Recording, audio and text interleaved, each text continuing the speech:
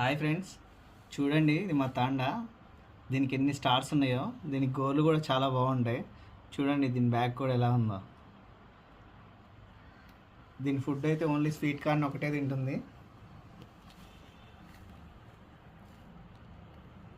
చూడండి ఎలా చూస్తుందో, కొంచెం కూడా భయం ఉండదు దానికి.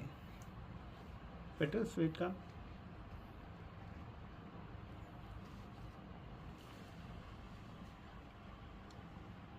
ఎట్లనో జాపుతుందో.